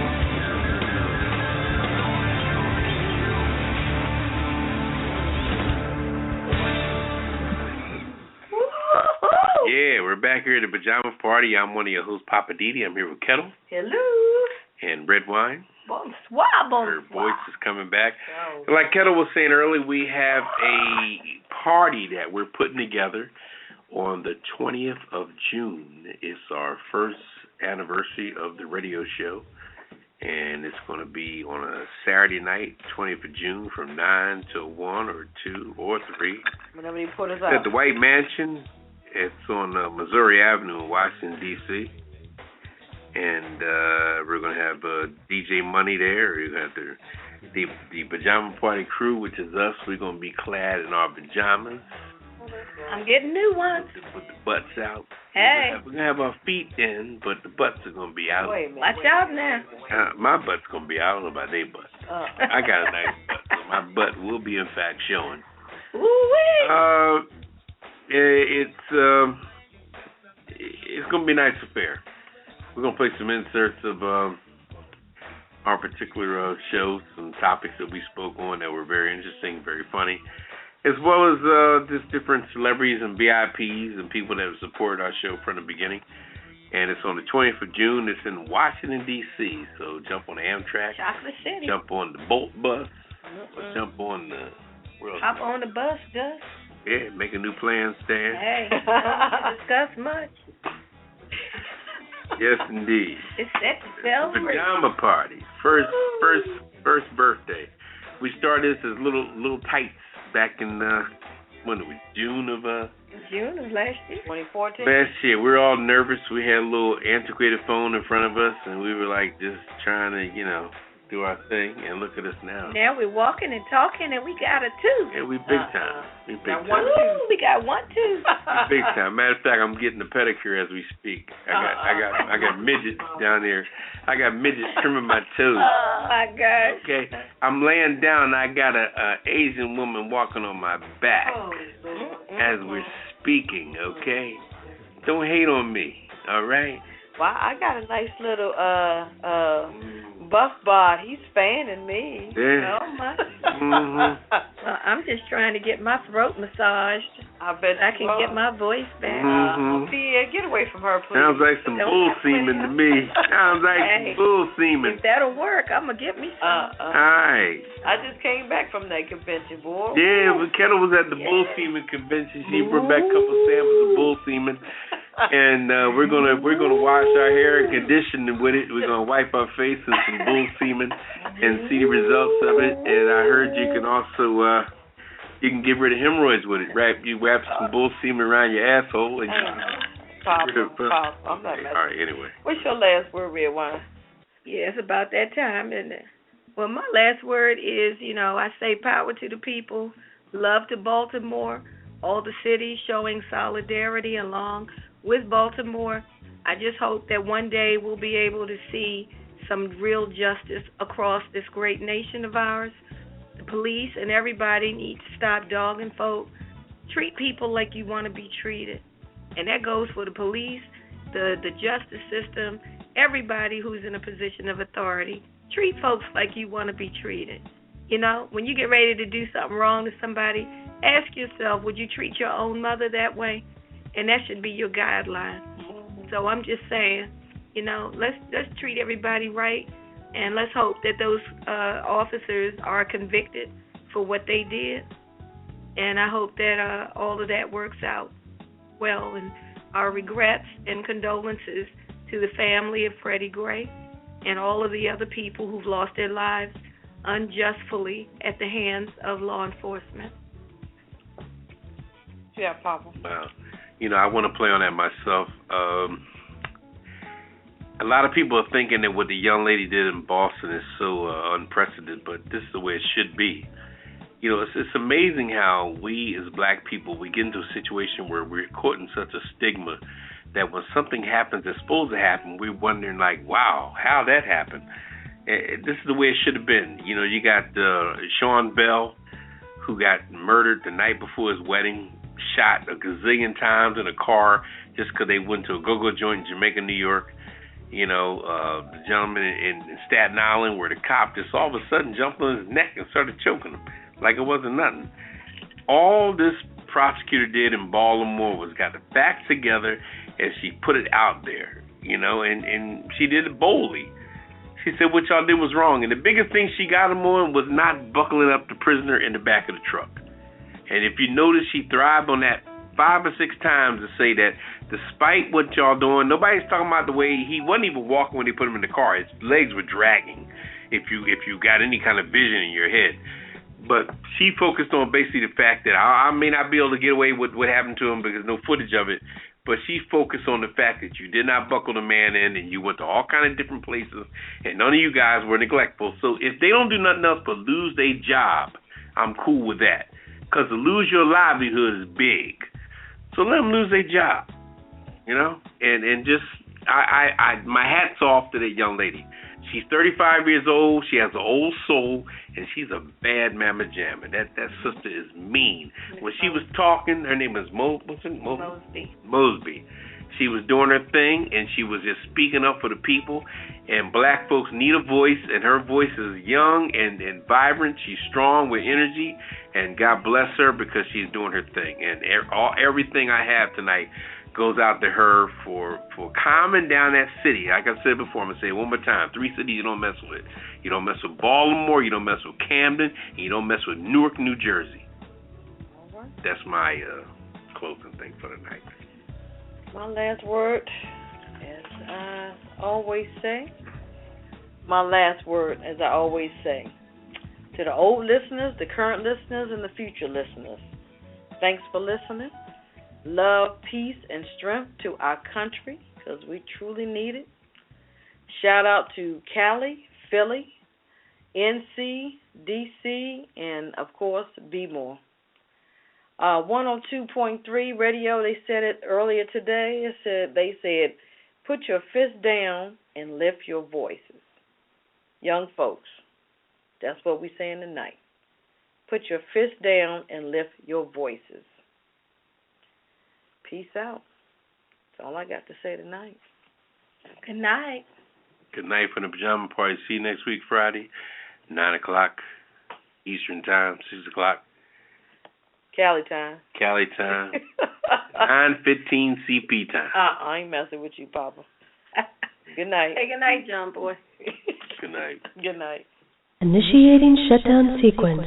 Is it all over, Rock? I guess so. I bid you farewell, arrivederci, sayonara, and all that sort of cheers. Well, when you gotta go, you gotta go. Well, good night. Yabiko. Sana. I regret to announce this is the end. I'm going now. Good night, and good luck. Was it as good for you as it was for me? Now give me a kiss and say good night. Good night. Good night. Thank you. Goodbye now. Goodbye. Goodbye. Thank you. Goodbye. Thank you for attending our show, and good night. Pajama Party, grown and sexy, throwing a party. Pajama Party Crew, keep it real for you. No clothes allowed. Pajama Party, grown and sexy, throwing a party. Pajama Party Crew.